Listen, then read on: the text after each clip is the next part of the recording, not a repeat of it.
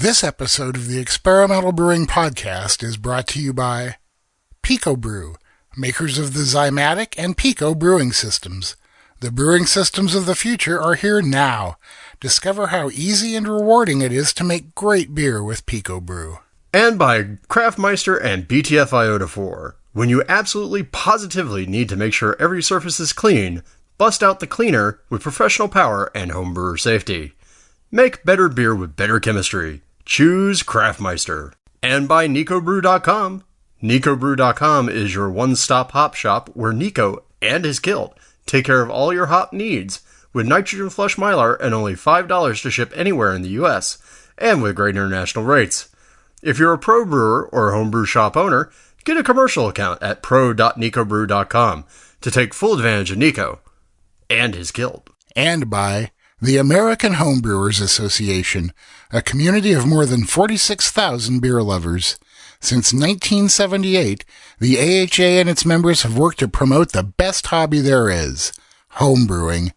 Join us today for 6 issues of Zymergy magazine, money-saving AHA member deals, and access to exclusive events and competitions. And remember, relax, don't worry, have a homebrew. Y Yeast Laboratories has provided fresh, premium liquid yeast cultures worldwide since 1986. Choose from our product collection of ale, lager, German wheat, Belgian ale, wine, malolactic, or wild and sour strains for your next fermentation creation. We're here to help you ferment premium products like the professional, Y Yeast. And by you, our listeners. Go to experimentalbrew.com to help support us. Click on the Patreon link to donate whatever amount you like to the podcast and our charities. Click on the Brew Your Own magazine link to subscribe to BYO, or click on the AHA link to join the American Homebrewers Association. Part of the proceeds from those will go to help support the podcast. And thanks for your support.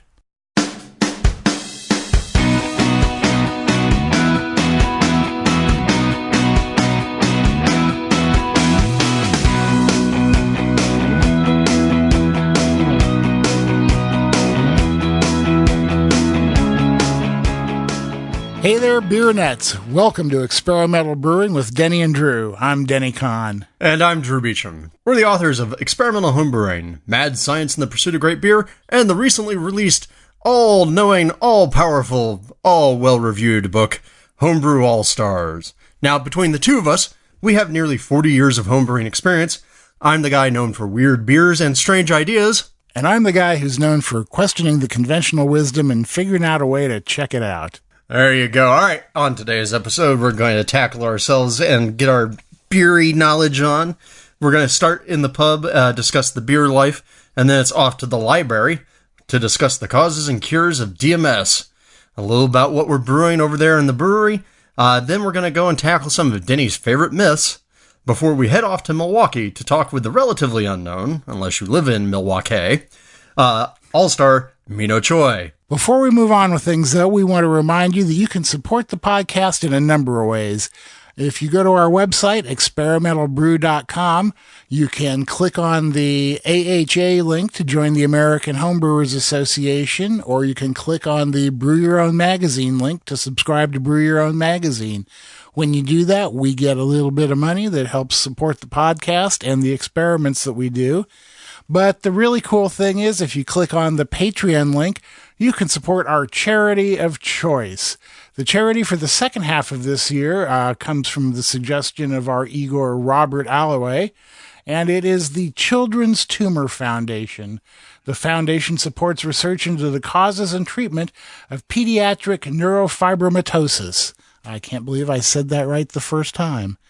It's a great organization, a great cause, and so please join us in supporting them. Click on the Patreon link and donate whatever you can. Yeah, remember, for the first half of the year, we had our cause for the Freedom Service Dogs of America, and thanks to our listeners, we donated almost $500. So let's see if we can't beat that record for this half of the year. And donate a little bit more to the kids. Yeah, and I should mention, too, that I got a real nice phone call from the people at Freedom Service Dogs, and they are just highly appreciative of everything that you guys did. So Thanks a bunch, and keep it up, and let's help the Children's Tumor Foundation out this time. So, instead of listener mail this time around, we have something a little bit different. Olan Suddeth, who many of you know from Reddit and other places as Homebrew Dad, has a homebrew competition that he's running called the BrewUnited Challenge. I spent some time yesterday talking to Olan on the phone to talk about the BrewUnited Challenge, what it is, and how you can enter, and the amazing prizes that they have. So let's take a minute and check that out. Hey everybody, this is Denny, and today we are talking to Olan Suddeth, Homebrew Dad, about the BrewUnited competition. How are you today, Olan? Hey, Denny, doing great. Thanks for having me. Hey man, it is a real pleasure. I should say pleasure. I guess it's a little too early here and I can't talk yet. Yeah. Before we get started on this, tell me a little bit about how long you've been brewing and what you like to brew. Okay, well, I'm closing in on about 5 years brewing now. As far as what I like to brew, a little bit of this, a little bit of that. I do really like a lot of English and Belgian styles. Though lately, I'll admit, the hot bug has really bitten me hard in the last year or so, and so probably every other batch that I brew is an IPA or something with a ridiculous amount of hops in it. So that's kind of what I'm into lately. I got a Roggen beer coming up that I'm trying to make a ridiculous banana bomb out of just for the fun of it. So we'll see what happens there. Wow, man, that's great. Yeah, we go through a lot of IPAs here, too. My wife pretty much refuses to drink anything under 70 IBUs. So there you go. Yeah, there you go. About every other batch is an IPA, I think. Mm-hmm. So what made you decide to start the BrewUnited Challenge? Well, let's see. Here, I don't know, I guess when I really first started brewing, I opened up a little website that was going to be my personal blog, homebrewdad.com. And along the way, I would document the ridiculous failures and challenges and silly things that I ran into as I brewed.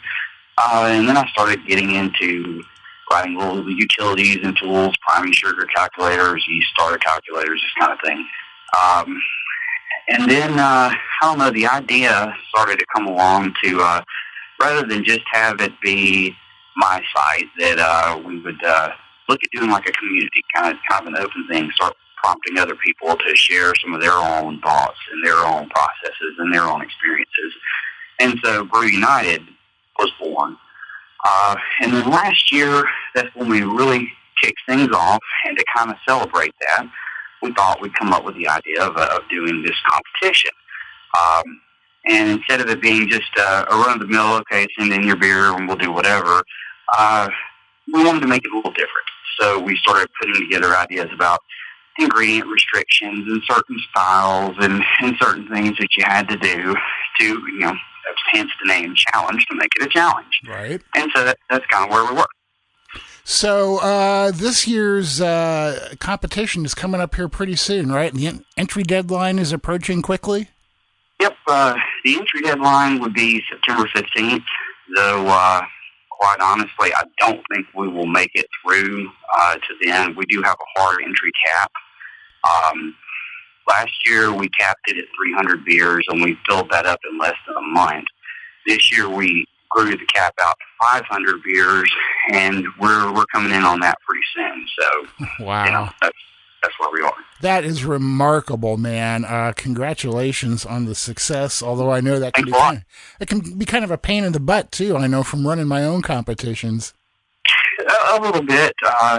It's kind of cool because I get to wear the organizer hat, and that means that at this point, I make a lot of posts and announcements when we talk about it and whatever. And I've got, the way we do it, we have site directors, head judges that handle up the judging in each of the 4 cities that are doing our preliminary rounds. Right. So really, I get to do a lot of fun, whereas they have the hard stuff. Smart move, man. I make sure, I make sure the site works. I make sure people can print out their labels and all that kind of stuff. But they have to physically unbox the beer and take care of it and organize it and judge it. Basically, I get to sample the very best beers when the best of show is done in Birmingham, when it's all said and done.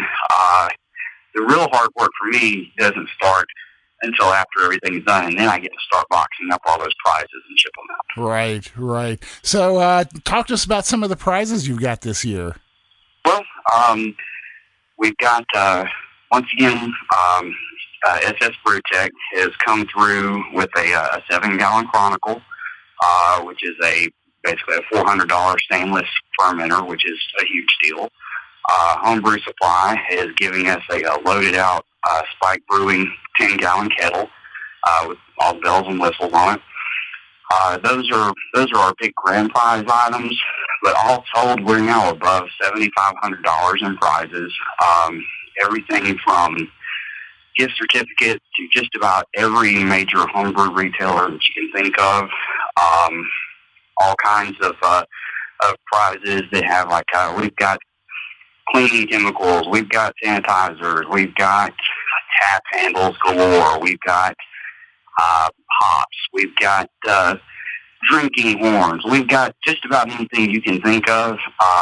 We're going to put together just some absolutely ridiculous prize packages, and then on top of that, we'll also do some extra draws, some consolation prizes, like we give the person who scores the highest without winning a medal, we'll give them something nice, and so on and so forth. And one of the other cool. Go ahead. I was going to say, I think you've also got some books by a couple goofball authors. These kind of cool guys that have now for the second year in a row stepped up. What are their names? Their names start with D's. Both of them right now. Donald and Dickhead. Oh, no, come on. I wouldn't do like that. No, but Denny and Drew, you guys last year hooked us up with autographed copies of experimental homebrewing, and this year you're doing the Homebrew All-Stars for us, which those were popular items last year. And it's kind of a cool thing. Maybe it's one of those things that kind of harkens back to being a kid, but there's your authors, and then they've written something in there in the book specifically for you, and that's just pretty cool. So, well, man, we are extremely happy to be able to help out. You're doing a great thing there. So before we wrap up here, tell us, you have specific categories, right? Tell people what the categories are. We do. We have 4 major divisions. We have an American Beers division, a Commonwealth Beers division, and a Continental Beers division. And then we have a smaller, what we call for fun category, which is the Smash Beers. Now, as of today, Smash Beers are completely full. We're actually taking waitlist entries on that. But now the others, each of the other 3 major divisions have 6 BJCP style categories. Irish Red Ale, American IPA, all sorts of things there, but there are 6 specific categories and for each, and they all have, as we mentioned before, some ingredient restrictions that you have to adhere to. Nothing too crazy, but the idea is to kind of push you a little bit out of your comfort zone, and again with the name, kind of challenge you a little bit. Right. And if people want to enter, how do they go about doing that? They should go to BrewUnited.com. And there are banners and links and such all over the place. And there's a sign-up form there. You simply register online, pay with PayPal, credit card, whatever floats your boat there, and you'll be all set. We've been talking to Olan Suddeth, the Homebrew Dad, about the BrewUnited Challenge. You guys out there have some beers brewed that fit those categories, go to the website, enter, get some fantastic prizes, including a book signed by Drew and me that you can probably resell for half of what the shelf value is. Hey, I have the book, and it's a pretty hefty book, and it's a lot of fun to read. So, and it's got some great recipes and whatnot in it. Yeah, it does, man. People were really generous to share their recipes with us. So, all right, Olan, thank you so much for being with us, and best of luck on the BrewUnited Challenge, buddy. Denny, thank you so much for having me, man, and have a great day. You too, man. Thanks. All right, so that was Olan Suddeth, the homebrew dad, talking about the BrewUnited Challenge, a great competition with some great prizes. If you have a beer that fits one of those categories, get it entered and get it entered quick. Drew has some info about another competition you might be interested in. Yeah, if you remember many episodes back, we talked about the BrewTube community after they lost one of their own. Time for another one. But also in the BrewTube community, one of the big figures there is SJPorr. And SJPorr has been putting on a homebrew challenge that is actually global. There are U.S. and Canadian competitions. There's U.K. and Europe, New Zealand, Australia, and everything kind of comes together for a big global showdown. And so until August 27th, you can go to SJPorr, that's SJPorr challenge.org, and we'll include a link in the podcast, and register. The challenge this year is a session beer with a maximum of 4.5% ABV, any style that fits those guidelines. So, hey, you know us, we're big about session beers, so why don't you go ahead and give this one a shot? He's got some great prizes, and they're really working hard to make this a really great thing. Alrighty, so there's info about a couple different competitions you can enter if you're in the competition mood. Collect some great swag and probably have a really good time too. We're going to take a little break here, listen to a message from Brewcraft while we wander over to the pub and grab a beer, and then we'll be talking about some homebrew laws that seem a little bit strange to us.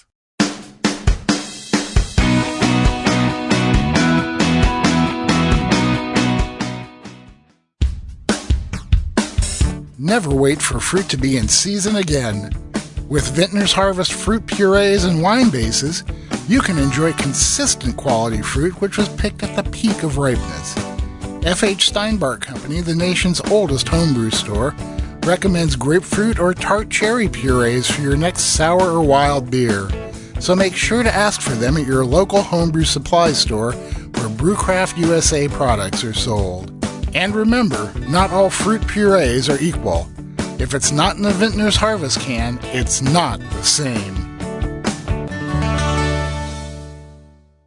Hey, welcome back, everybody. Drew and I have wandered over to the pub, and we're sitting here with a couple beers. What you drinking there, Mr. Beecham? Well, I decided to kind of go a little old school, a little new school, so I'm going to have myself a Sierra Nevada Torpedo, because why the heck not? That was the beer that shook everybody up when they went, Sierra Nevada just released an IPA. What happened?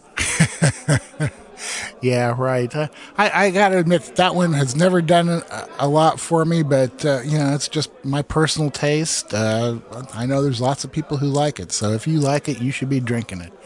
I'm sitting here today, it's 100 degrees in Eugene, and I am drinking a Trumer Pils because on a day like this, that wonderful malt flavor with the totally refreshing hop crispness is exactly what I need to make it through yet another podcast. See, and that's what's amazing to me is that it's hotter there where you are than it is down here in LA.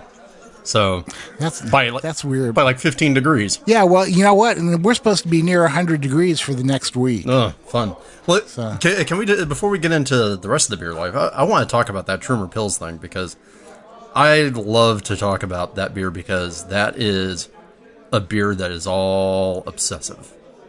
Yeah, exactly. And so for our listeners, if you've never known the story of Trumer, Trumer is they're Austrian? Yeah, I believe so. And so they're Austrian, and they decided they wanted to bring their beer into America now, unlike a lot of European breweries, who their decision was okay, well, great, we want to bring our beer to America. Let's get a container, fill it with beers, let it sit on the dock, and then on a boat, and then on a train, and whatever, and who knows how old it is by the time it gets to your shelf. Trumer is super, super, super obsessive about their beer quality and beer freshness, to the point where they decided, you know what? No, we're going to buy a brewery in America and take it over and rebuild it to our specifications. So they took over the old, I think it was Pacific Plate Brewing Company in Berkeley, California, and rebuilt this brewery to be exactly like what their brewery is in Austria. And you know me, I'm not a huge Pilsner fan. And I think most of the time it's because the Pilsners I've had have either not been very well executed, or they're boring, or they're not fresh. And I got to go tour the Trumer Brewery just shortly after they opened. And that was one of those, cool. yeah, it was one of those eye-opening moments because, wow, having that beer straight off the brewery taps was mind-blowing. I can imagine. But the other thing that is, not only are these guys so obsessive about the fact that they, went and built a separate brewery in a whole other country. Now we're starting to see American craft brewers do the same thing in Europe. But they have the craziest, nuttiest, dumbest, stupidest, I'm not sure it makes a difference, but they still do it anyway, brewing process that they call endosperm mashing. Oh, yes. This is amazing. Yeah, and so for everybody out there, if you haven't heard this, we usually think of the crush. You go, you drop your grain in the mill, crush it, you get out the other side, you try and keep your barley husk relatively intact and crush up the barley. Well, these guys have decided that the barley husk can contribute too much stringency to the beer. And so they literally, after the mill process, separate the flour that they've milled from the barley kernels from the husk, save the husk off to the side, mash the barley kernels, for the period of time. I believe they do a full decoction, another process that I think is nuts. They run it through the mash, and then they mix the hulls back in at the very end to provide for the lauter. Also, that they don't get the astringency on the husk. It's nuts. So if you guys want to try this at home, what we would recommend is you grab a pair of tweezers after you crush your grain and dig through and pull out all the husks, right? Yeah, I had somebody ask me, or no, actually, I'm going to take that back. Marshall, the brewlosopher, and I were talking about this one time because he and I were both fascinated by the process, and we were trying to figure out, is there any practical way to do that at the homebrew level? And we were just like, no. Yeah, and really, is there any reason to? I don't know. They think so, and they make an amazing beer, so, whatever. But I don't think I'll be trying that anytime very soon. Yeah, there you go. All right, there's your beer nerdism. Yeah, right. Okay, so now we're going to move on, and we're going to talk about a couple different homebrew laws. One that doesn't seem so great, and the other one that seems a whole heck of a lot better. So fill us in there, Drew. All right, well, so, a couple of years ago, we crossed that big threshold, that big milestone. Homebrewing is legal in all 50 U.S. states. Woo! Right? At which point in time, you'd think that we'd be able to relax and not have to worry about anything dealing with the law anymore. Well, turns out that thanks to the craft beer boom and a bunch of other things, suddenly a lot of states' ABCs have started to pay attention to the rules that they have on the books. I know, Denny, you went through this in Oregon. Oh, yeah. And sometimes here's the problem. Depending upon the people who are running your ABC or alcohol, liquor enforcement, whatever they call it in your state, depending upon what sort of agent you have, you can get radically different interpretations of the laws that exist on the books. And the problem is that these organizations have a lot of power and no real need to change their interpretations just because you go, dude, that's unfair. So we know that, for instance, right now in North Carolina, the North Carolina Ale, which is, I guess, their ABC, is interpreting the state law that says basically private use to only mean that you can only have it in your home. So they're trying to take out homebrew club meetings, pouring out homebrew festivals. Recently, I think the Blue Ridge Brew Off, which is a big competition there in North Carolina, is under threat of legal action and felony arrest if they try and hold a beer competition. Even though they're like, well, but everybody's invited. It's not a public event, and they're like, no, you're inviting judges, and that makes it public. So, wow. Yeah. So apparently the North Carolina ABC or whoever has come back and issued a response that says it is included in the opinion of it is the opinion of the legal division that homebrew competitions are not legal in North Carolina. So, whoa. This is a big thing. So what do we do about this? Now, Denny, you can talk about your experiences. Yeah, basically, we had the fortunate position of having the legislature on our side, after it was pointed out that our homebrew laws here in Oregon didn't really allow for the same kinds of things that they're trying to ban in North Carolina. So we did have to go through one summer with no homebrew competition at the state fair. A lot of the smaller individual competitions decided to just be prudent and take a year off for it. But the cool thing is that we had the state legislature on our side in order to get it changed. As a matter of fact, the bill was initiated by my state representative, who just happens to also be a home brewer. And we sailed through without a single no vote, either in committee or on the floor, once the bill came up for a vote. So hopefully in North Carolina, they can find some sympathetic legislators to help get this dealt with. Yeah, and I mean, that's the thing, is it seems, for the most part, there's this real conflict, right? You know, it seems like some of the people who are involved in various alcohol beverage commission groups, the agents have a real strong and stern sense of duty, right? And so to them, they look very, very suspiciously on homebrewers as if they were about a half a step ahead of being a moonshiner.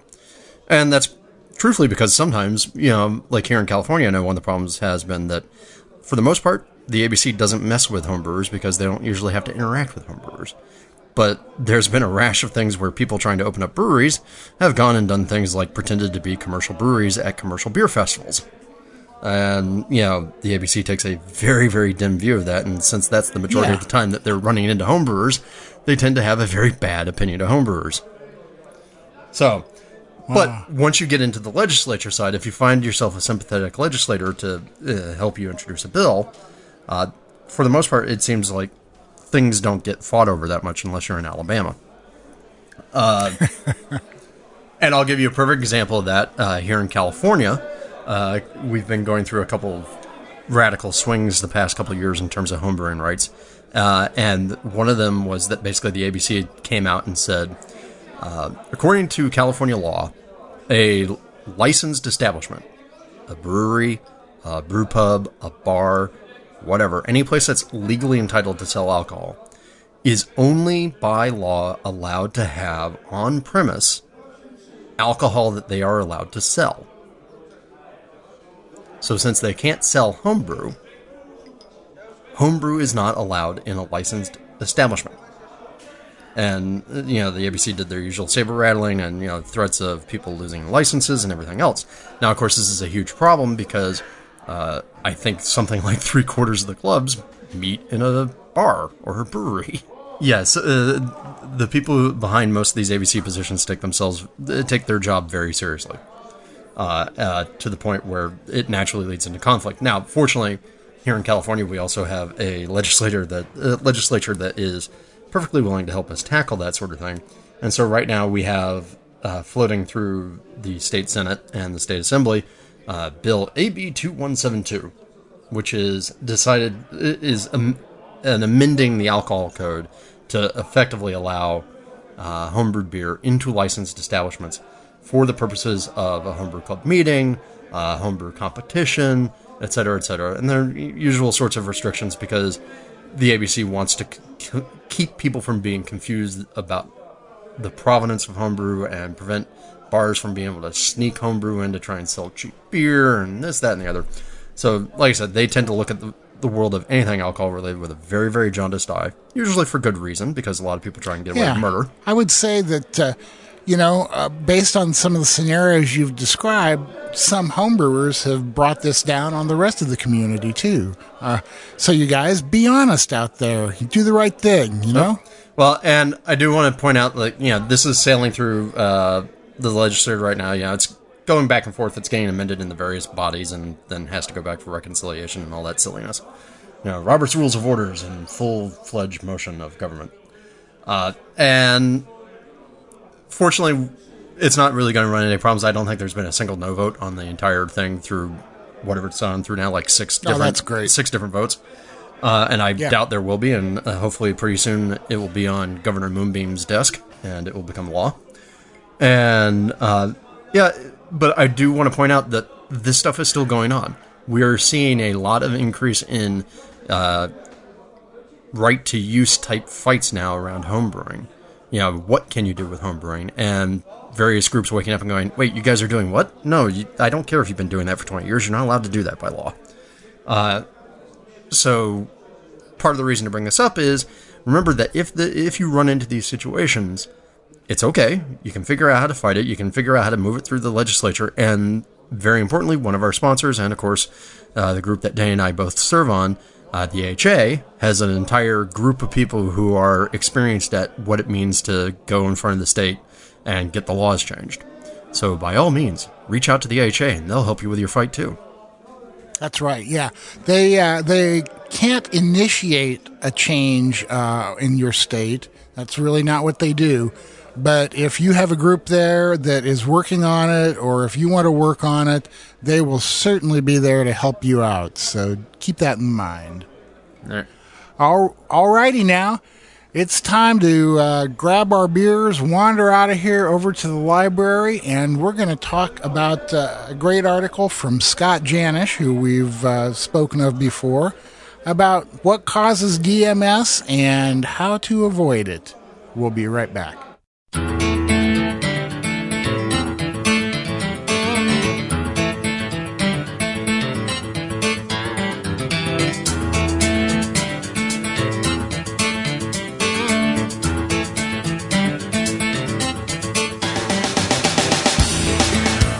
Hey, we're back. We've wandered over into the library. We're sitting in our comfy chairs with our beers, and we're going to talk about an article that Drew found online by Scott Janish about DMS. Give us the rundown, buddy. Yeah, well, first, I just want to say I really, really like this smoking jacket that we have in the library.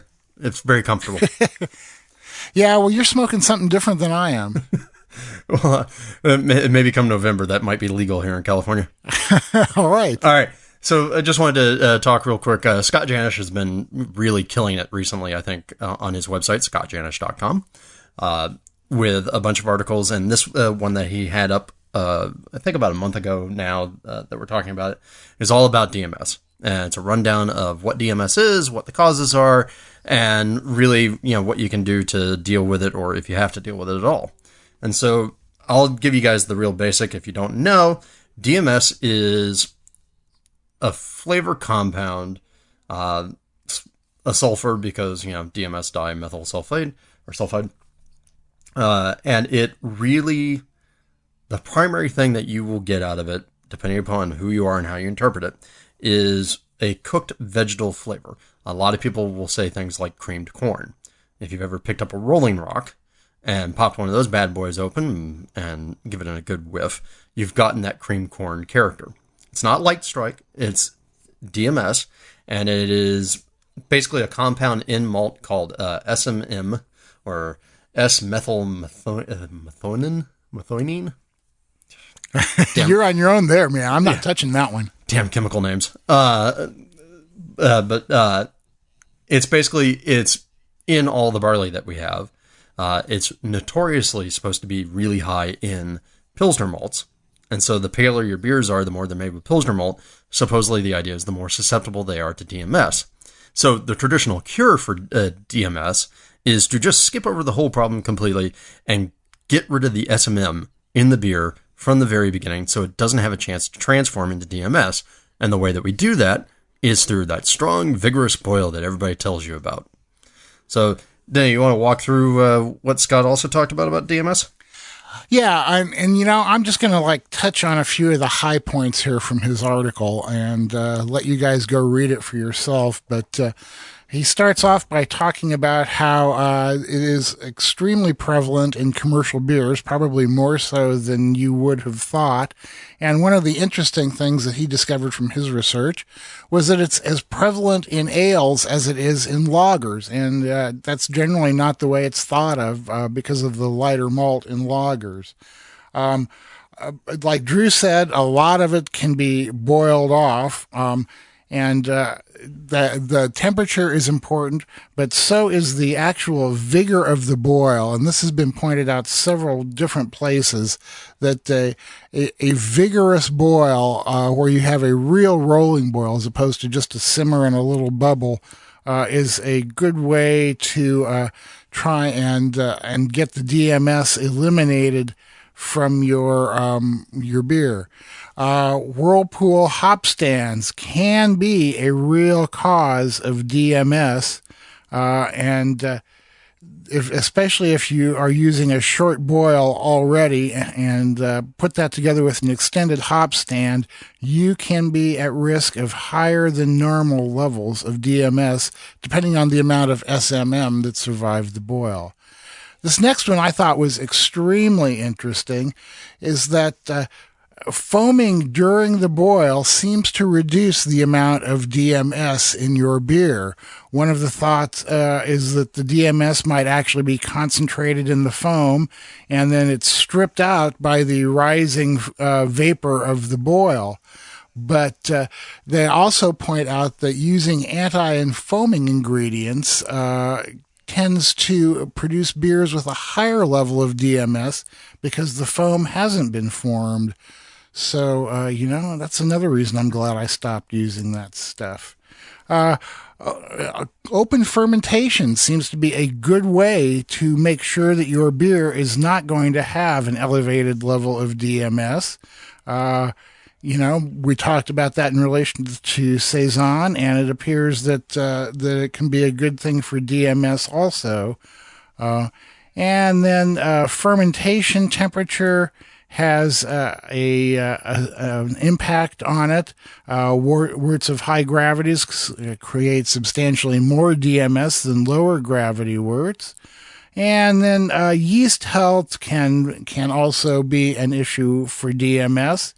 And I won't get into the chemistry of that, but just remember that use healthy yeast. And they also found, and I thought that this was interesting too, that agitated yeast, like using a stir bar to make a starter, had 25% more DMS in the finished beer, which was likely caused by the yeast damaged by the stir bar.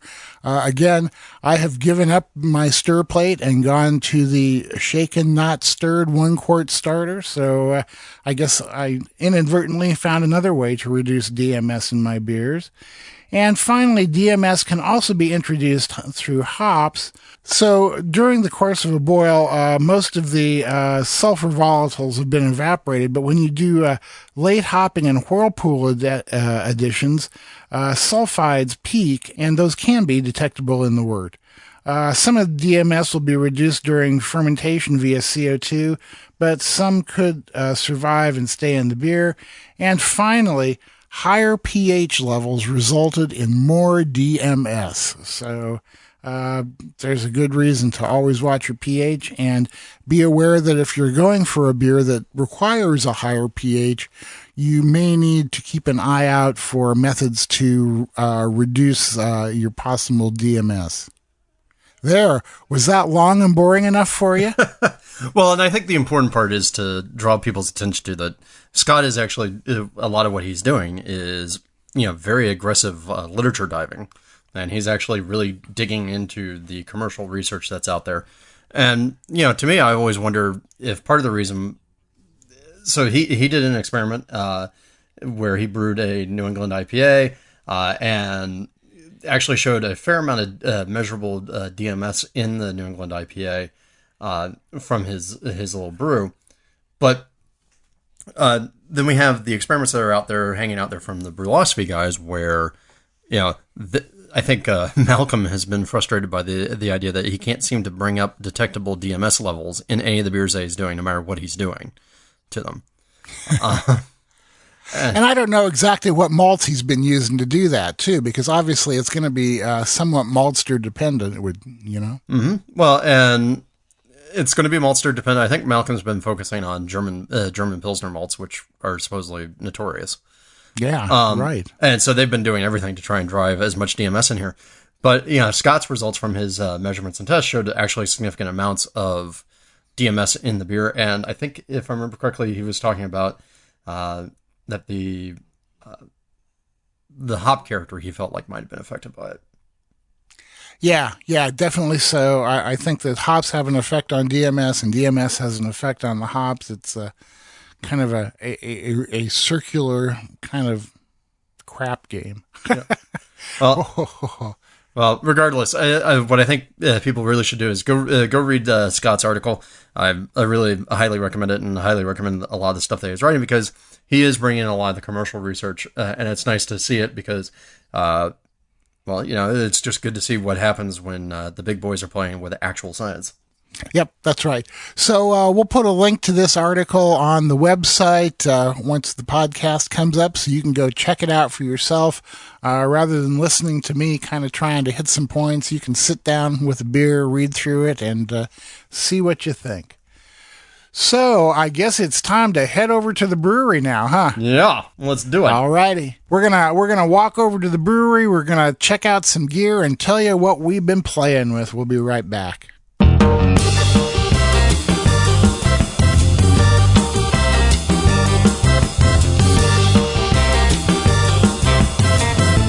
We're here in the brewery, and we're going to talk about what we've been up to lately. I have been lucky enough to acquire one of the few Pico machines out there from Pico Brew.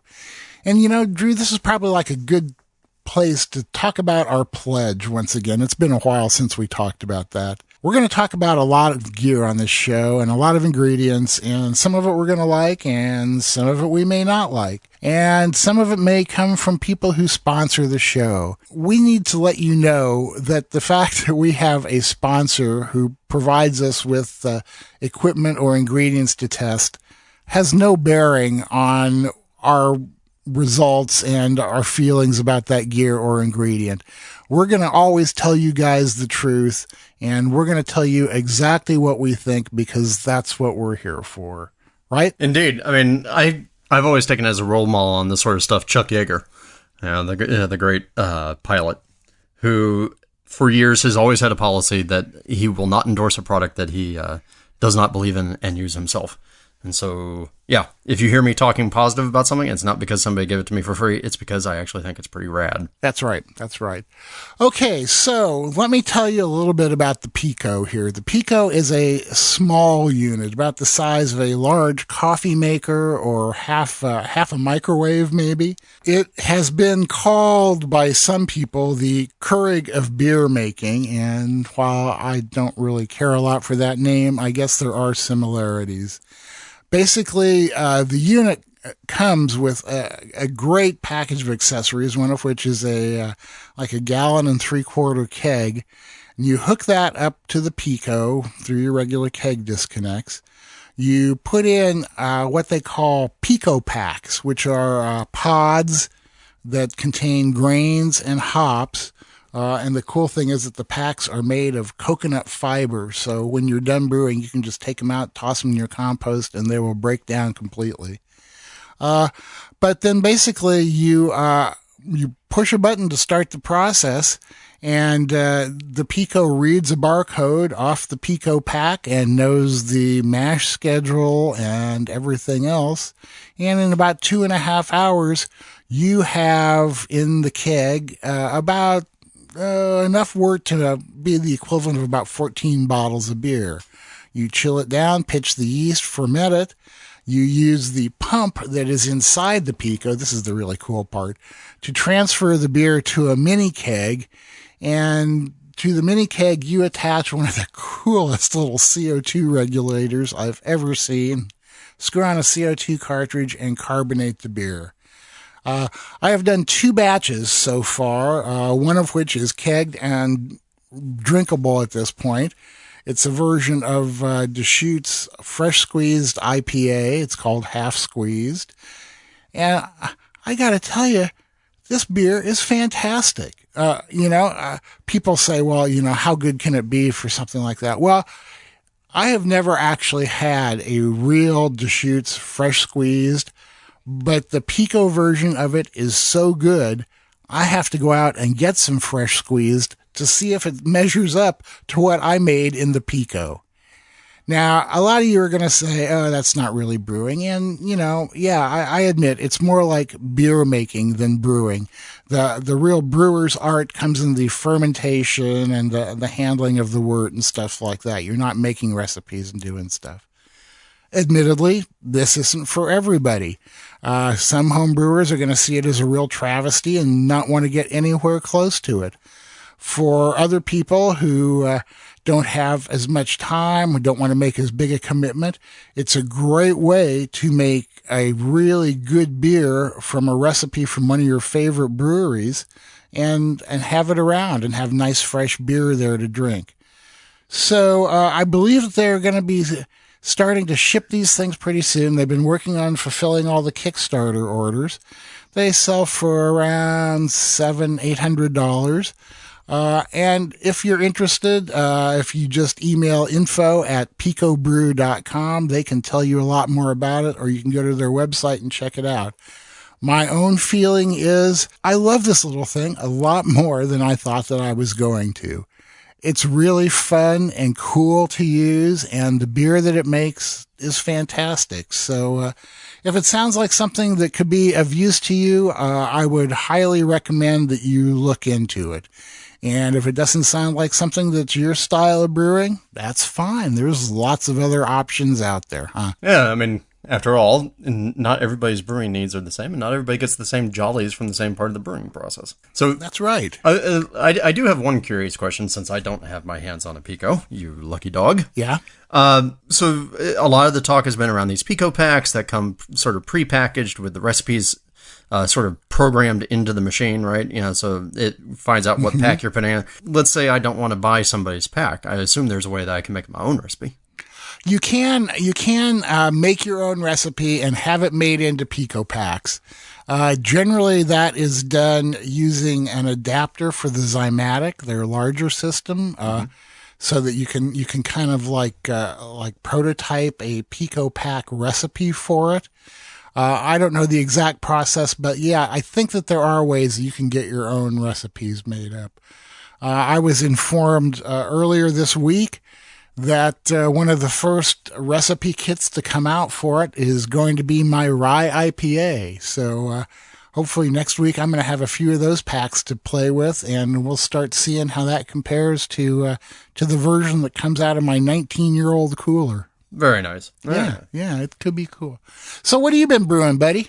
Well, you know, so you interviewed me a couple of weeks back for Brew with a Falcon, and I just wanted to update people on one of the fun, stupid ideas I had.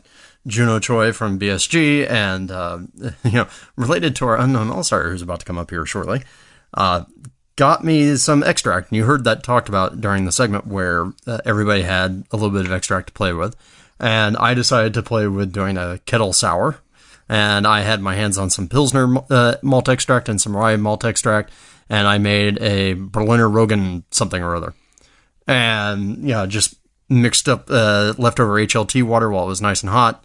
Added the extracts, stirred everything together, pitched in a bug culture, and then let that sit for 4 days at nice hot LA garage summer temperatures. And then boiled it and cooled it and pitched it with USO5. It's been sitting in the fermentation chamber for a little while, and I just put it into the kegs. And I have to say, for the amount of work that I put into this beer, it has no right being as awesome as it is. Right on. I love hearing that. So when you guys hear about this dumb idea of mine, rest assured, it worked. It worked like a charm, and I guarantee you I will be doing it again because, after all, I do end up with a lot of leftover HLT water at the end of a brew day, because I have it around for various things like cleaning. So why not do something with it? Yeah, man. Really, water is precious down there, right? Yeah, we're coming for we're coming for yours, even if you are at 100 degrees. Yeah, right. I know, man. That's what I'm afraid of. So, all righty, we're going to head out from the brewery and walk over to the lab and talk about some homebrew myths and listen to an interview with our unknown all-star, Mino Choi. We'll be right back.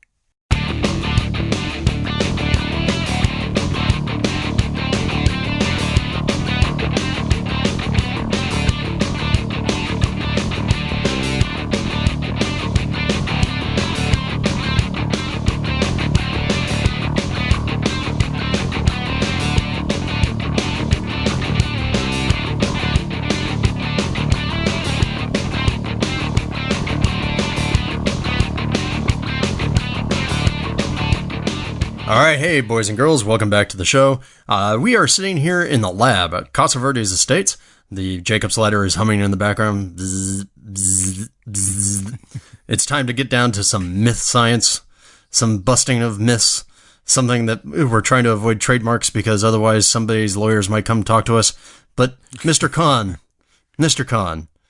did you, yes, sir. Did you or did you not just release an article on the world talking about your 6 favorite homebrew myths and why they must die?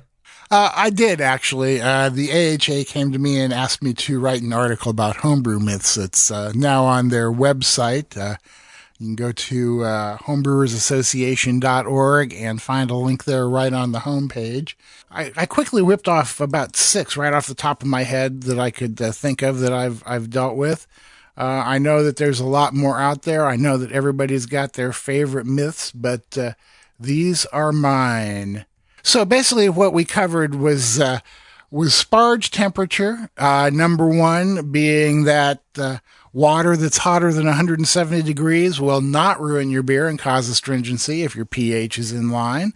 We also covered the other direction. What happens if your sparge water is under 170 degrees? And contrary to what most people think, it really has no effect on your efficiency or beer quality. And the math is in the article so you can see it.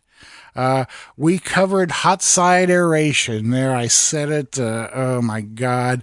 And we kind of looked at both sides of that. We looked at the myth of olive oil, which we have covered here in an experiment. And for people who think that maybe using olive oil will substitute for aeration, hint, it doesn't. We looked at fly sparging versus batch sparging efficiency, because that's something else that is overlooked by a lot of people. And we looked at fermentation temperature, how that maybe the temperatures that are often listed for yeasts are higher than you might want to actually ferment at. And finally, we looked at the liquid versus dry yeast thing. I think that a lot of people now have learned that dry yeast can be really good and effective, but there are still people clinging to the old saw that dry yeast is always going to suck and liquid is always going to be better. Admittedly, there are fewer variations in dry yeast, so you might have a little bit of a hard time finding one for a particular style of beer, but hey, if there's a dry yeast that fits what you're making, go for it, man. There's some good ones out there. Well, so now I have to naturally ask the follow-up question. So you gave out 6, and the internet and brewers being what they are, I'm sure you got feedback. Oh yeah. Generally though, it was pretty positive feedback. People would point out things that maybe I hadn't thought about or missed.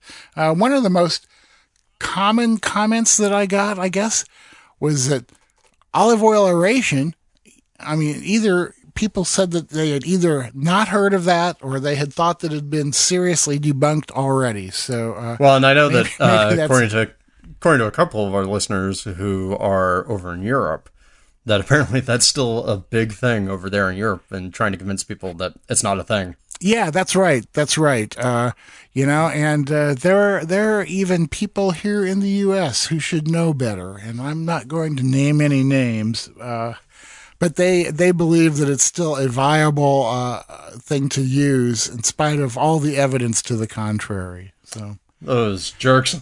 Well, any other responses that from people pointing out things that you either missed or that they felt you should have talked to that you might get to in part 2? That people wanted to know about the secondary, of course. That's always one of those things that that comes up. Do you really need to use a secondary or not?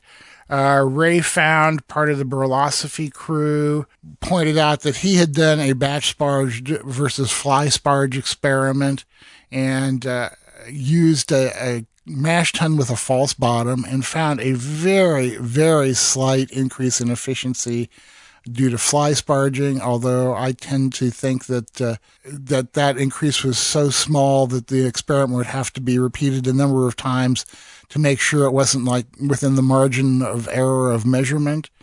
Also, what Ray was using was a mash tun that was optimized, with a false bottom, which is obviously going to work better for fly sparging. my guess is that if you took a typical batch sparge mash tun, which uses a single straight line laddering system, that the results would be the other way, that batch sparging efficiency would come out better. So, there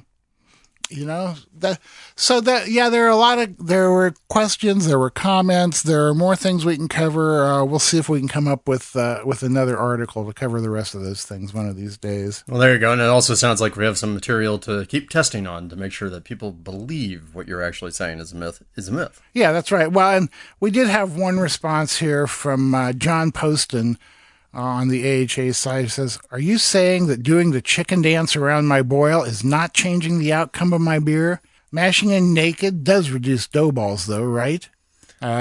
Yeah, sure. Okay, if that's what you want to believe, then you just go right ahead. Just don't send me any pictures. Yeah, I was going to say, knowing most homebrewers, I'm not exactly certain I want that image in my head. Yeah, can you imagine seeing somebody doing a naked chicken dance around the boil kettle?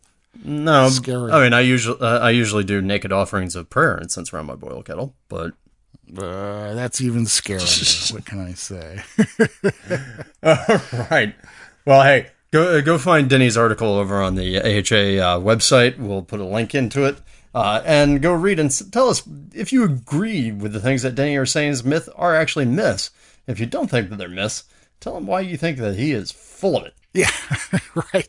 There are so many reasons, huh? Yeah, I mean, and trust me, you don't have to limit yourself to just the myths that he's writing about. You can tell him that he's full of it for very many reasons. I tell him almost every day. That's right. There are many, many reasons. So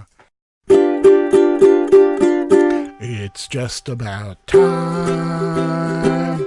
It's just about time.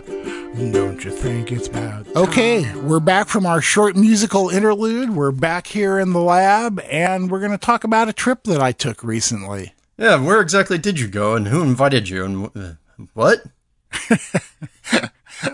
I took a trip to Milwaukee, Wisconsin, and at the offer of our sponsor, Craftmeister, hung out with Jonathan Utley for a few days, and he took me around to meet some great people. I got to address a meeting of the Milwaukee Beer Barons, an amazing group of people, and I totally lost track of how many beers were on tap that night because there was people just kept shoving stuff at me, saying, try this, try this, try this. I was glad I wasn't driving.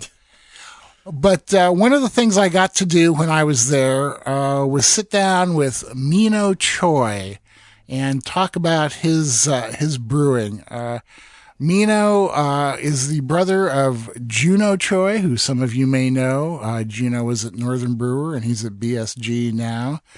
Mino started brewing about 5 years ago. He makes beer, wine, mead, cider, and this amazing Korean beverage called soju that he has actually started a company and will be having that on the market soon. Wait, hold on. I want to backtrack to that statement. I live here in LA, which has, arguably the largest Korean population outside of Korea, and lots of great Korean restaurants, a great big old Korean town. I would not use any sort of positive words about soju, at least in my experience, because it tends to go hand in hand with Korean barbecue, lots of beer, and even more soju in repeating cycles. Yes, and that's kind of what we did. But I have never had it before, so I have nothing to compare it to, but it was astoundingly good. It was not the rot gut that you may have had or may have been expecting. It was smooth and delicious. And after we got done with the interview, Mino made an incredible Korean barbecue for us, bulgogi. We did lettuce wraps with sesame leaves right out of his garden. Some of the most amazing kimchi that you could ever put into your mouth, and lots of soju to wash it all down as we went. So it was a great afternoon. Now, before we get into the interview, I need to mention that Mino is, I believe, the only person I know who has ever scored a 50 in a homebrew competition, and he's done it more than once. This guy, I believe, has taste buds far beyond mortal human beings. He comes from a restaurant family and works in the restaurant himself. And based on the beverages of his that I tried and the food of his that I tried, this guy knows what's what. So with all that rambling intro out of the way, grab yourself a beer, sit back, and let's listen to the interview with Mino and some of his very interesting opinions on things. Hey there, beer fans. This is Denny, and I'm sitting here with Mino Choi in his gorgeous house. And we're going to talk about Mino's brewing because he brews everything and does it well. So, Mino, how are you today, man? I am doing very well. So, tell us a little bit about yourself and your brewing. Well, I started homebrewing probably about 6.5 years ago. I was introduced to the art by my brother Mino Choi, who works for BSG. Prior to that, he was working for Northern Brewer, and they were opening a store in West Allis, Wisconsin. And as they were setting up the shop and they finally got the doors open, he was like, well, you should just come on down here and just try making something. You know, at that time, I wasn't really into craft beer or wine. And he just said, well, just come on down here and try it. So I'm like, all right, I'll go down there and try it. I ended up tasting one of Kurt Stock's meads that he had made for the inaugural opening. Oh, man, those are amazing. Yeah, pretty much it was like a sweet mead. And so I just took one sip, and the first thing that popped into my head, I just yelled out, I was like, orange zest vanilla bean, you know? And then I decided to make a orange zest vanilla bean mead and then enter a contest. And that was the first contest I ever entered. I got a perfect 50 out of 50 from Al Boyce. The first contest? First contest I ever entered, one entry, and then got a 50 out of 50 from Al, and then that was pretty much it. That started everything off. It's amazing how a little validation like that can really turn you into a monster. Oh, yeah, for sure. I felt like right away, looking at home brewing, I felt like there was two approaches to it. You could be very technically minded, but I'm a little more along the art side of it. Right. More like cooking. It's kind of like balance and season. Like that's what I'm going for. You know, just balance and season. You know, when everything's in balance, you have a pretty good tasting product. So. You make beer, wine, mead, and cider. And hard cider, yep. And other things and we want to talk any about. other experimental beverages. Do you have a preference between all of those? You know, like, I used to be really big into mead, but then I started making beer that I enjoyed to drink a lot, and wine and other things. So it's not particularly any one thing. I think it's just creating it and then coming out with a good product. But like for me, I guess the main thing was just to be able to share it with other people. Right. And other people's enjoyment nowadays, I mean, it's the only satisfaction I get out of it. You know, people are like, oh, you must drink all the time. You have all this stuff. You know, like I actually never drink anything I make unless I'm sharing it with somebody else. Wow. Because I already know it's awesome. You know, so that's what it is. It's other people's enjoyment. You know, you prepare a large meal and there's no one to eat it with, you know, it's just food, you know. Right. It's just food, you know. Man, that's a really great way to think of it, you know. So you weren't really into beer or anything before you had that experience in Northern Brewer. I wasn't. I wasn't into, you know, I went to college and, you know, the beer of choice there was Busch Light. You know, that's what they were drinking was Busch Light and Wapatui and things like that. But, you know, craft beer wasn't really necessarily on my radar, you know. But then someone told me there's a beer for everyone, you know. That's right. And I did find those beers, you know. So, like, that's the main thing, you know. Like, there's definitely a beer for everyone. What's your favorite beer? You know, I have what I consider like a top 5, you know, where it's kind of like one from every category. But I think the beer I can drink the most of all season long is actually like this triple decocted Bavarian Hefeweiss. Wow. Yeah. I learned it from a gentleman, the original recipe. this guy, Ryan Clark, who actually brought some beer to Northern Brewer. And a lot of times when people would walk through the door to a homebrew shop and they're going to bring something, it's, tell me what's wrong with this beer. Or, you know, there's something up with this. Why don't you taste it? And, you know, I mean, it's some really disgusting stuff. You know, sometimes, you know, people are trying to figure out where they went wrong. But this guy brought in this beer, and as soon as I took one sip, I was like, that is the beer. Because when I was in Colorado once, my friend who had went to Denver, like, in the morning, we were there just going to see some show at the Red Rocks, and he was drinking this beer out of this large wax top bottle, and it was just the weediest, creamiest, most delicious thing ever. So as soon as I tasted that, it totally reminded me of this beer, and I was like, immediately I said, I'm going to pay for the ingredients for 10 gallons. You're going to keep 5. I'm going to keep 5. And then I'm going to ask you a bunch of questions. So, yeah, that's basically it. That beer is phenomenal. I actually gave a slightly modified recipe on Chop and Brew. So there's recipes on there. You know, but it's just one of those things where the gentleman was very into, I guess, the modern day Reinheitsgebot, you know, as much as you could do it for here. So there was no genetically modified grain. I mean, they were using the organic two-row, the Weyermann wheat from Germany, the Hallertau, but then he showed me these natural springs in the area. So we would go there and get the water, and it has a good mineral content, and, you know, I've talked to so many people. It just makes such a huge difference. Oh, yeah. You know, eventually, I used to go there and just harvest the water. My friend used to work for like a water delivery company, so I'd pay him $6 and get those 5-gallon blue water, you know, and just get like 90 gallons at a time.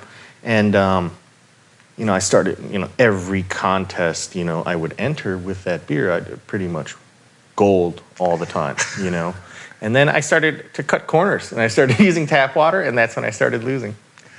Remarkable. I started losing. And, you know, people are like, oh, well, the water here in Milwaukee is good for beer. And I'm like, the Germans settled here for the water that's coming out of the ground, not the water out of the water treatment facility. You know, like the tap water, maybe it was good back in, you know, but now with chloramine bonded water and all these things they can't even remove out of the water nowadays, you know, it's questionable, you know. Yeah, well, you know, and beer is 90% water, so if the water sucks, the beer's going to suck. Yeah, I mean, for sure. That was one of the things that's always stuck with me. Yeah, I mean, I didn't start brewing until after I moved, like, out into the country and had a well, and the water from the well is just amazing. Nice. It's like nearly perfect water, you know.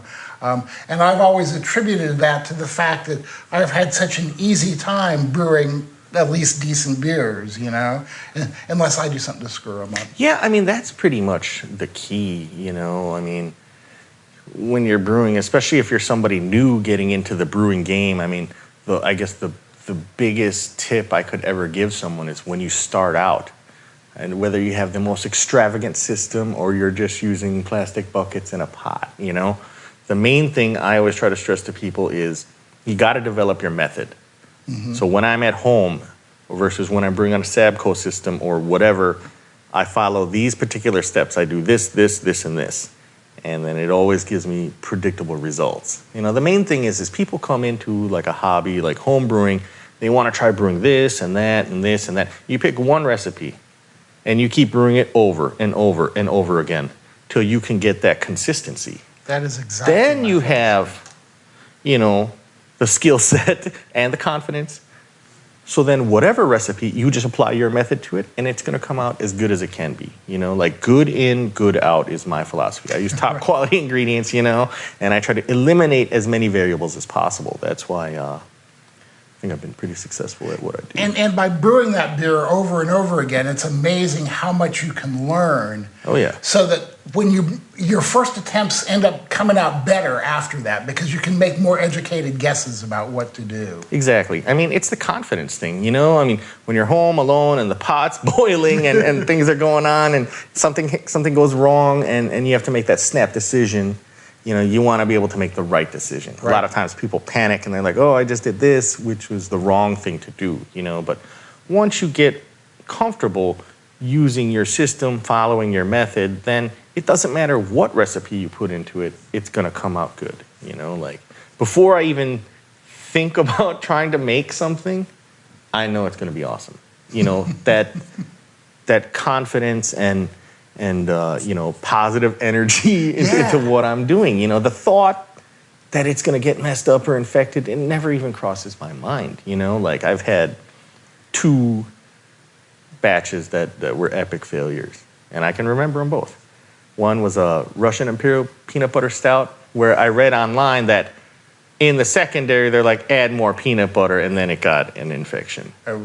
And then I tried to make like a carrot cake mead, but I mean, I ended up adding like carrot juice and, you know, malt and all these things, and then I ended up using a champagne yeast, and the champagne yeast was like, no. And then it just got sour, and then like I think the vegetable matter from the carrot juice was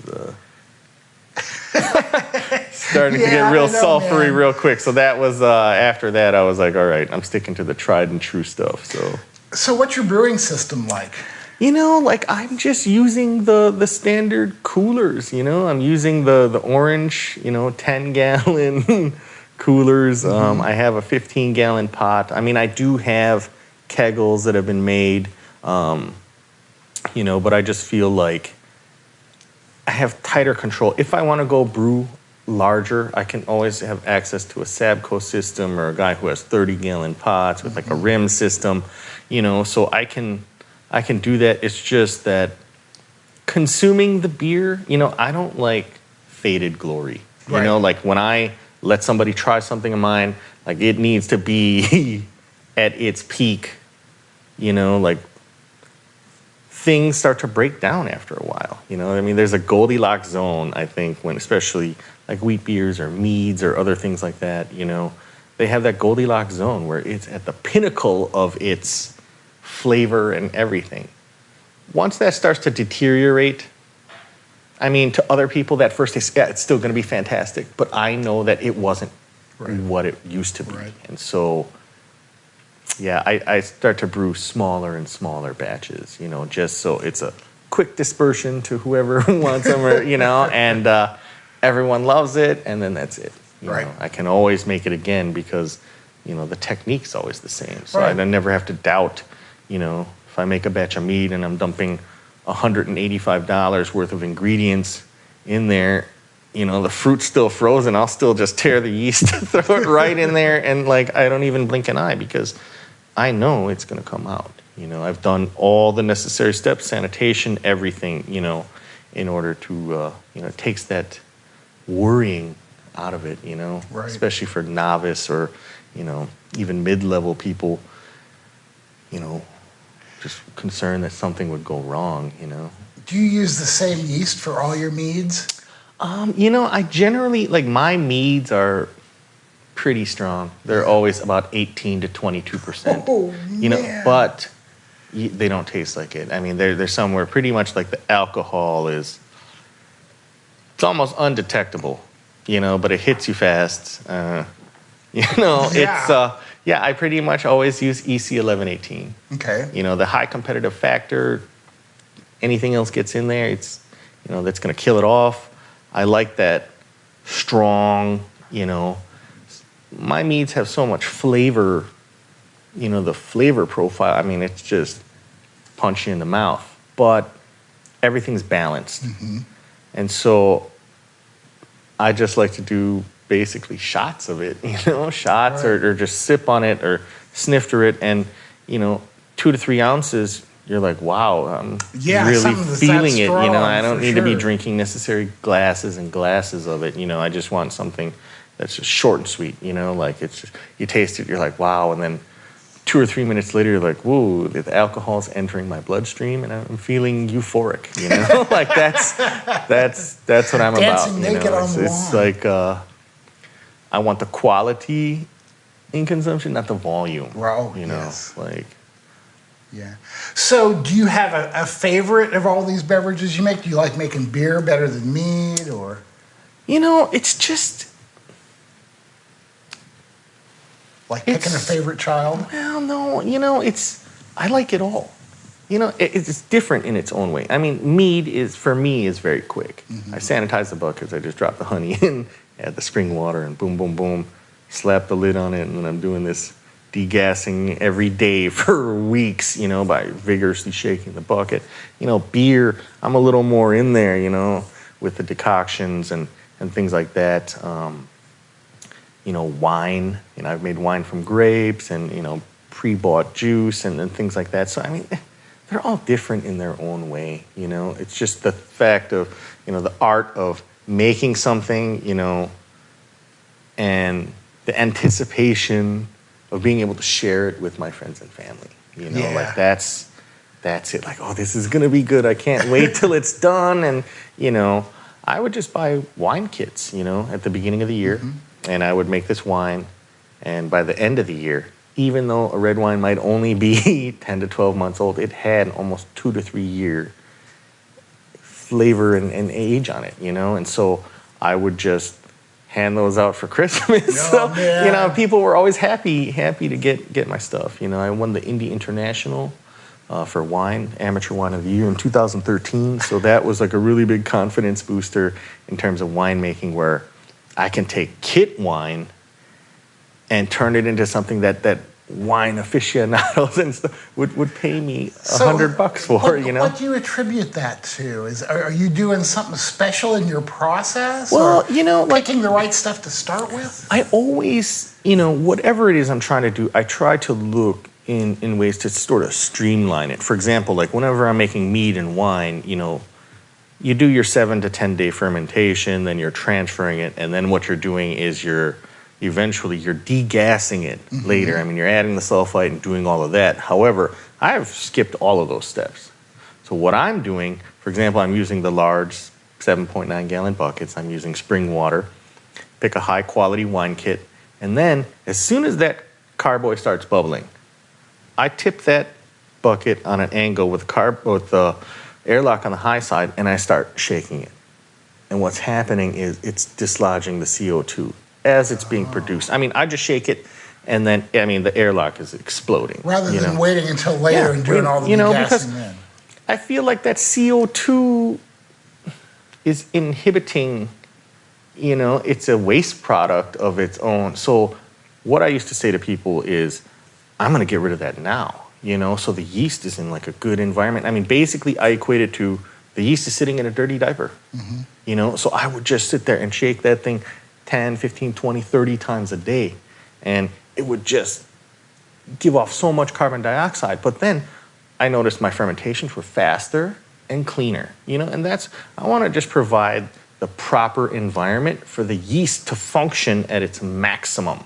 If it's, you've seen with beer and wine, there's so much carbon dioxide in there. Beer, you don't want to shake up the yeast cake or disturb that. Right. That's a different beast. But wine and mead, later people are using drills and wine whips to get the gas out. I just do it right in the beginning.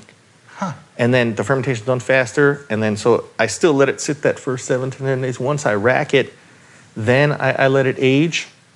I'll let it age longer in the carboy, that bulk age. Right. I think, 6, 8, 9 months, And I'll add all the cubes and, oak and things like that.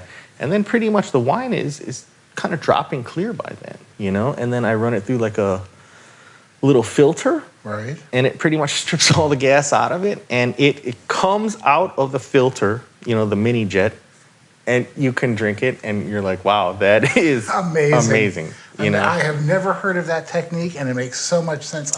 Just a little aside here, we recently did an experiment for the podcast to find out about the Saison stall. You know how Saison, the DuPont yeast can kind of stall? Well, one of the theories about that yeast is it's derived from a wine yeast, and what we have come to believe is that CO2 is toxic to that yeast.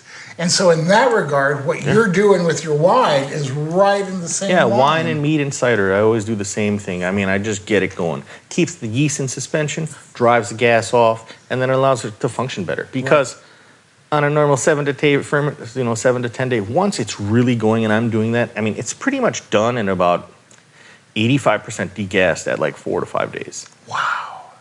You know, Amazing. like that's, you know, I try to find all different ways to streamline what it is I'm doing. You know, for example, when I'm making beer. Right. You know, I hear people who are using immersion chillers and things like that, you know, where they kind of put it in there. If you're not constantly stirring it, I mean, it takes quite some time.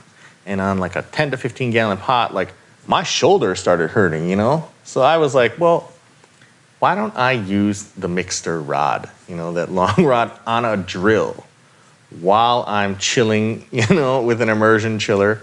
I can chill 10 gallons of wort probably in like 2 minutes. Right. And I feel like I'm aerating it as I'm doing it anyways, and then that's pretty much it. You know? I ended up buying a pump so I can do the recirculated chilling thing, and then I just recently had an opportunity to start playing with one of the Hydra chillers from Jaded. Okay. Those things are awesome, man. Should you get a chance to use one, give it a try. How does it function? Is it like a... Basically, the Hydra is 3 coils within each other, and then they all are brought together for a single inlet and outlet. Okay, that sounds cool. It is not, number one, it's a work of art, so it feels cool when you use it. But You know, because I've used some things where, I mean, they have like those plate chillers and things like that where it's like back flushing it, and you know, it's like bits of that. The and like idea unless you're behind really... the Hydra was it's supposed to be as fast as using a plate or counterflow, Okay. but with a lot less maintenance hassle. Okay, yeah, that sounds interesting. I'm totally sold on mine, and they actually make a little one that fits inside a corny because I use a Zymatic that like boils in the corny. So. Oh wow.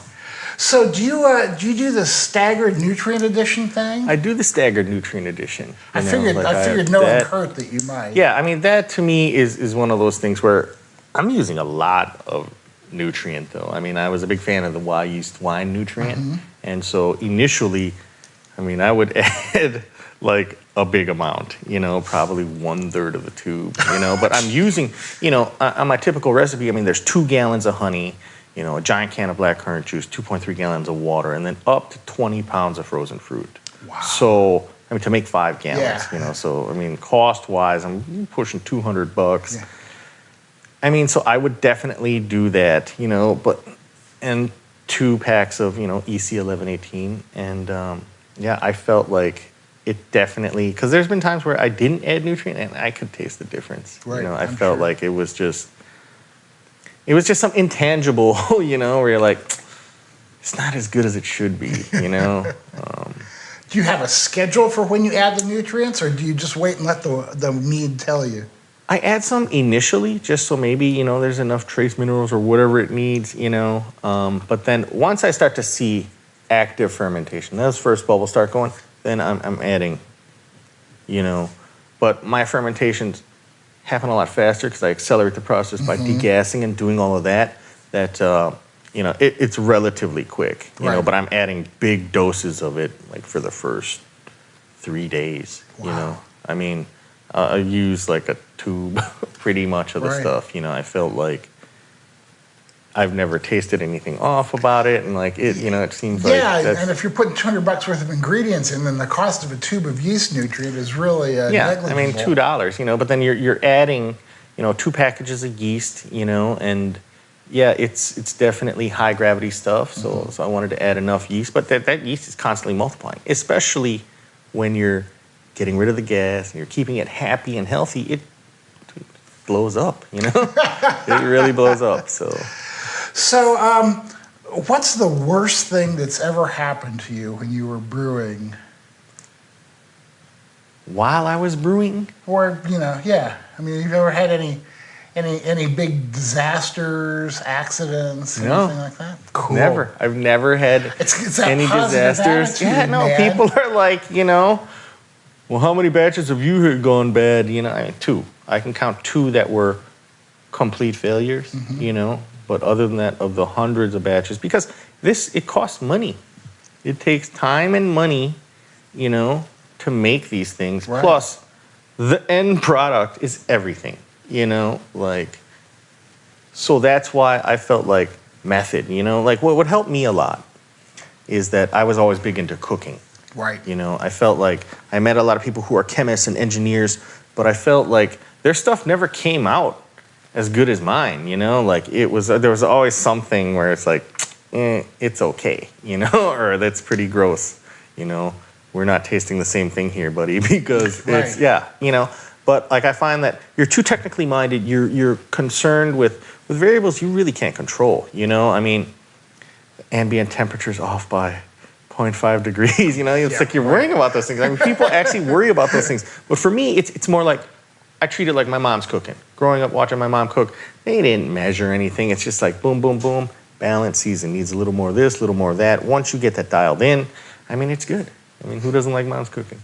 It's interesting to hear you say that, because I came to brewing from a cooking hobby also, I saw Julia Child when I was 12 years old, and it like changed my life, So it's interesting to hear you say. Oh yeah, for sure. I mean, cooking background is definitely, because that's what you're doing. I mean, you're boiling. I mean, too much hops, it's too bitter. I mean, not enough fermentation going, it's too sweet on the end.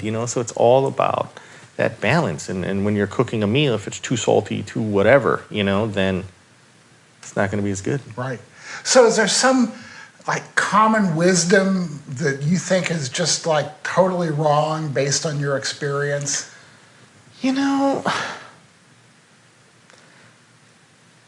I don't necessarily think that there's some common wisdom that's just completely wrong. It's how you apply it, like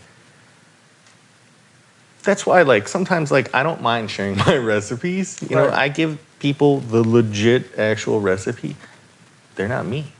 I know they're not me. So it's going to come out different. Mm-hmm. Whether we split a batch, you fermented at your house, I fermented at my house, it's going to be different. Temperatures and other things those are all just things you just can't control. You try to do the best you can, but I feel like in terms of general homebrewing isms that are out there, Right. It's hard for me to say that because I do what I do. Mm-hmm. I've taken many good ideas from other places, just modified them and made them my own, incorporated into my own processes, but that's pretty much it. You haven't run across something that somebody told you to do or you read about that you just decided was totally... Well, I mean, I read things all the time, especially, I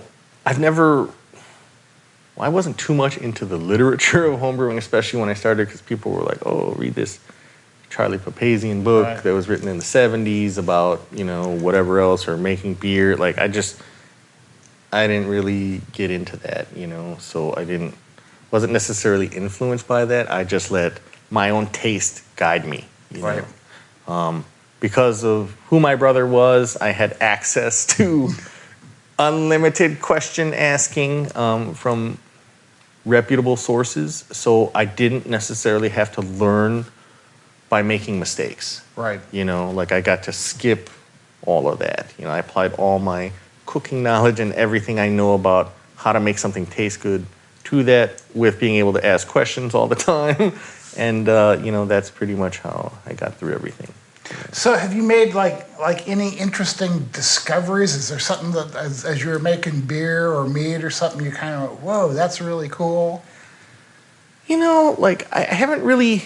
Well, the first time I saw a decoction happening, that to me, when I could taste the difference between just a single mash, versus decocting, the depth of flavor and the body and the increased amount of sugars that are produced, it's just, you can't compare the two really. Mm-hmm. I mean, that's when I was like, wow, this is really, I'm onto something here with this guy because, boiling up the grain, using that to raise the mash temperature, that type of thing really fascinated me. I'd be sweating, and it was like a real labor of love. I used to brew that beer all the time, all winter long. That's one of those beers I could drink any time of the year. But the labor that goes into it, 6 to 7 hours to brew 5 gallons, but I never wasted a drop of that stuff.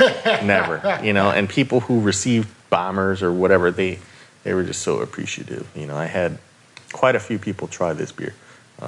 Dick Leinenkugel, Wow. he was like, that's pretty fantastic. And, I've had a lot of people try it, and they've all liked it, so. You can't argue with that. Yeah.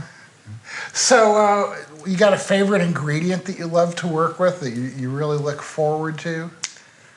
Favorite ingredient? I mean, like when I'm making meads and stuff, I like to use like things like ginseng, you know? I mean, just a little bit, not necessarily mainstream ingredients. I mean, those are the types of things that I like, is like bringing something that's maybe from my culture. But like even in Wisconsin now, I mean, ginseng is you know, they've been growing it for years now, and it's has a good reputation around the world, you know? Like parents told me this funny story. They were visiting China, you know, like ethnically we're Korean, but they were visiting China, and they were in this very small rural village in China, and this lady had a big basket of ginseng roots, and she had this cardboard sign, and what did it say? Wisconsin ginseng. Oh no! We knew it wasn't Wisconsin ginseng, but like that's generally, it's one of those top ranked. You know, I guess evidently like a Korean guy came to like Warsaw area in like the early 80s or something like that. And, you know, Korea is pretty much on the same latitude as Wisconsin. And I guess supposedly this is the story, like he just picked up some of the dirt and tasted it. And he's like, this is good for growing ginseng. Whoa. And then that's what happened, you know? That is really cool, man. Yep. That's really hard to even imagine. So, is there something that you wish more people would like drink or explore and get into? You know, I wish that people would, I guess, not experiment so much, really. You know, I mean, like when I look at like the craft beer market, I think people are just doing things to just be weird, or, you know, where it's like, it's gone too far, you know, like especially in the cooking trends, like in the restaurants, like there was a point where people were just making the craziest combinations of this, and that, just trying to be different, you know, and I don't think that I'm a big fan of people just getting back to the classic styles, but doing it well. You mean beer-flavored beer? Yeah, beer-flavored beer, you know, like that's why, you know, I've won plenty of gold medals, and me and John, we actually won a gold medal for our, you know, Hefeweizen, but like I want to win contests bringing back those classic styles, you know, where it just tastes so good, where it's like, hey, you can't deny it, you know. Yes, it's not something, you know, strong, or it's you know, not but a clam it's just chowder saison. Exactly. But like I want people to get back to the classic styles, you know, like because there are just some amazing, like a properly made ESB or even like a good mild, you know, like when done right, those are the best beers, you know. They are, you know. Yeah, I agree. Drew and I go around and around about this all the time, because I feel like there are too many people just putting strange stuff into beer for the sake of putting strange stuff just into to be beer. weird. And then, you know, the end product, it's like, wow, I mean. And he calls me a boring old man. So. You know, it's almost like, I mean, when you go to look at craft beer in like a store, it's overwhelming for me now. Right. Like I can't even go down. I mean, there's so many bottles of all this different stuff. And it's like, you know, it's almost like buying cheese for me. Like I've never been that adventurous in buying cheese. So when I see something with like a purple rind or some crazy, like I'm not that type of guy who's going to just say, oh, I'm going to buy this and try it. You know, like it has to be verified good. Right. Otherwise, there's just too much disappointment, you know, that happens that, you know, like I just don't really get out there. You know, I see that stuff and I'm like, yeah, I'm sure some of it's delicious, but I'd rather just make my own. Right. You know, like. Right. So do you have any like favorite flavors? You know, I like wheat flavor. I like Interesting. Wheat. Yeah, I like wheat flavor, like a wheaty, rich, a little bit sweet, kind of chewy Hefeweizen. I mean, that is one of my favorite flavors, you know, just that sort of wheat, you know. But like what I find is like there's so many wheat beers out there that kind of have that sour twang to it, you know. It's like I don't really like that. Yeah, you know, like I want Hefeweizen. It needs to be like banana bread. Like that's what I want. I mean, that is one of my favorite flavors, you know. I also like the dark mixed berry type of thing, you know. Right. A lot of black currant, blackberry, blueberry, raspberry type of thing, you know, just that jammy fruit flavor, you know. So any general brewing thoughts, if there's some overall piece of advice you could give to other brewers? Well, I mean, especially for like the new brewers, you know, Like, stick to something that you like and make it over and over till you would crack your own wallet and pay money for it. Then I mean, I've tasted so many things from so many different people. If I would be willing to crack my wallet to pay someone for it, then it's good. Right. Then you can do anything, Right. Once you get to that level where it's like, yeah, I would buy that. So it's like practice. Yeah, over and over. Because you brew a different beer the next time, you have nothing to gauge it on. And people just, and what you hear is the first batch always turns out good, especially for new home brewers. And then the second or third one, they're like, oh, it didn't turn out. They start already cutting corners. So you can't do that. It's just develop your method. Once you have that down, it's smooth sailing. Right. It's smooth sailing because you've taken care of your sanitation and all the little things, which are big things, I mean, those are the most important things. And once that method is firmly ingrained, then, if your friend's like, hey, I want to try brewing this beer, it's like, oh, no problem. It's going to be awesome. Let's do it, and that's it. That's my biggest thing, So, last question. What non-beer thing are you like fascinated with or obsessed by? If you're not thinking about beer, what's your life about? Well, what I'm fascinated by, I think, is life beyond our solar system. Cool. Like I meet a lot of people who are like, oh, we're the only ones. It's like, wow, really? Like there has to be, I would almost wish that the mothership would come and you can start by blowing up the Vatican and then Mecca and all those other places. Kind of like Independence Day. Just get rid of all those places and, like let people be cool again, Like that's, but I think that, I watch a lot of those shows on string theory and quantum physics and, where science is going to take us next. Like that is something I'm into.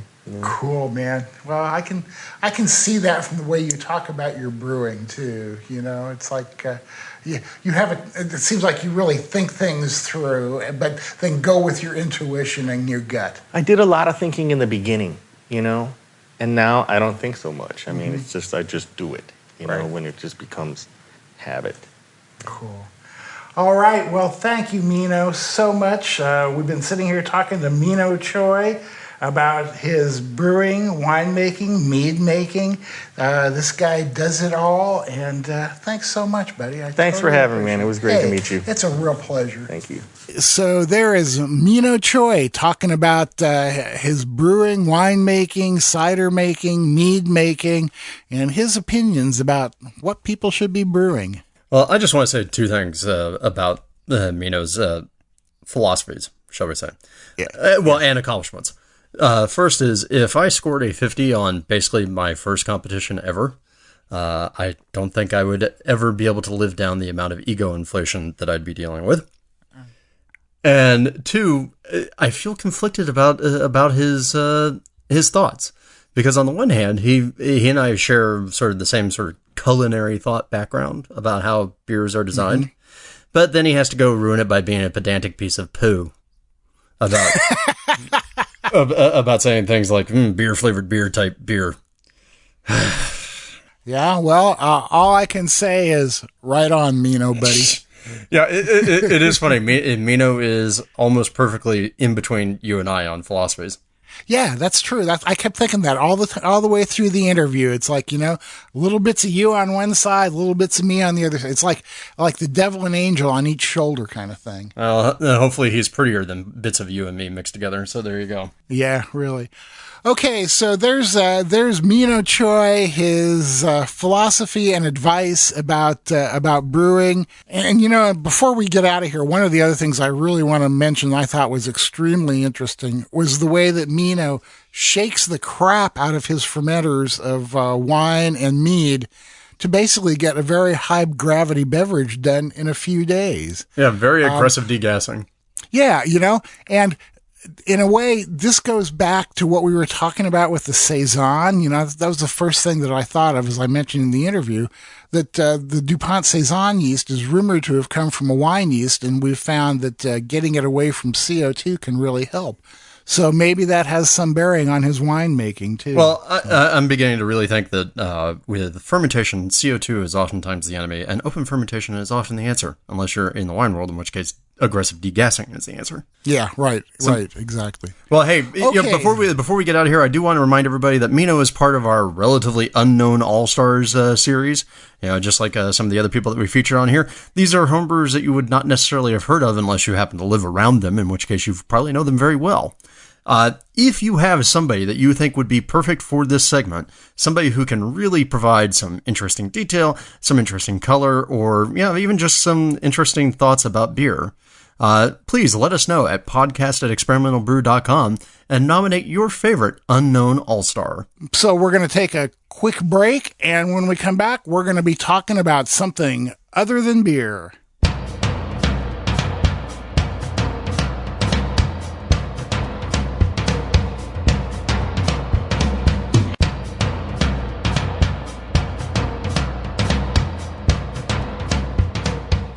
All right, here we go. It's time to go visit the other side of life. That side of life that doesn't have anything to do with beer. I know, gentle listener. It seems hard to believe that there's something other than beer. But this week, Mr. Denny Conn has something other than beer.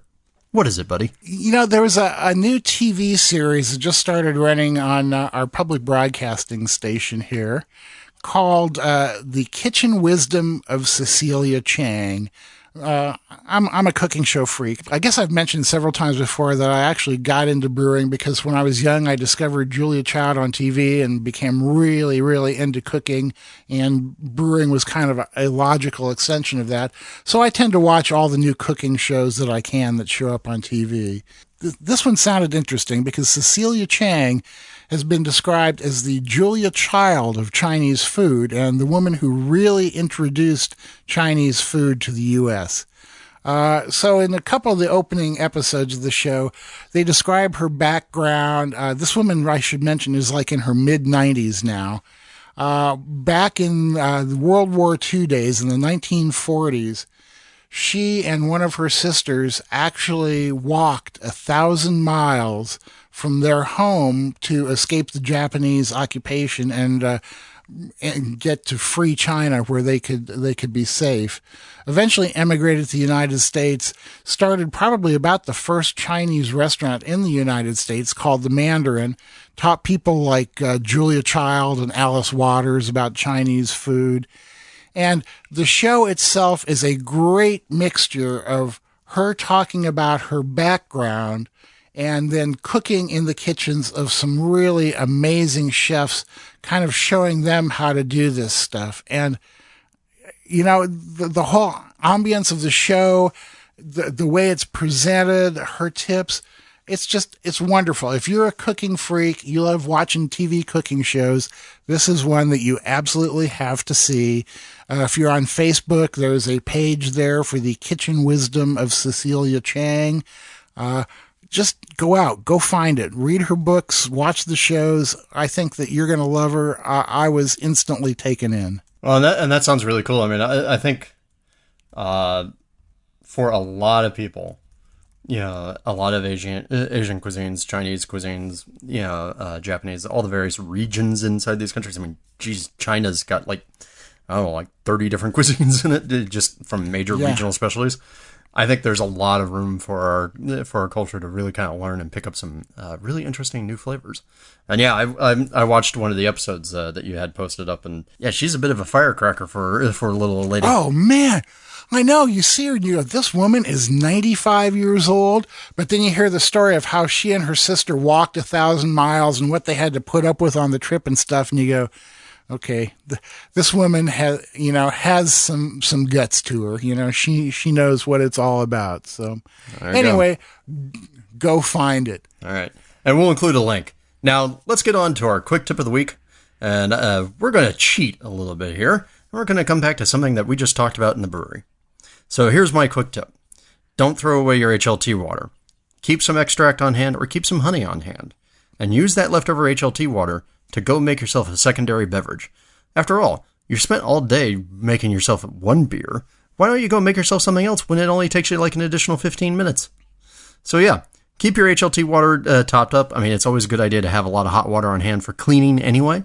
And now, if you have that extra hot water, instead of letting it go to waste, or, I don't know, go water your plants with it, and boring, why don't you go make a beer or mead? Yeah, and particularly if you're going to make something with an extract like I did with the wild beer, that's super easy. Just mix it up, go away, it's ready to go.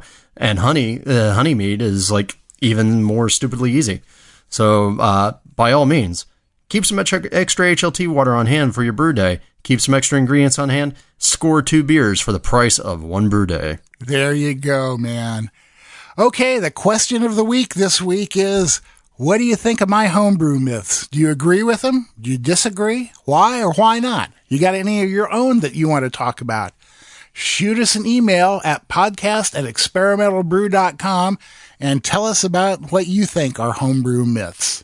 And hey, don't forget, we're getting ready to start another round of experimentation. We need experimenters. If you want to come join the Igors, get cool benefits, snazzy pins, maybe some free ingredients, just drop us a line at igor@experimentalbrew.com, because hey, we need to experiment. That's right. And when I was in Milwaukee, I talked to a lot of people who said they were going to become Igors and get in on the experiments. And now's your chance, guys.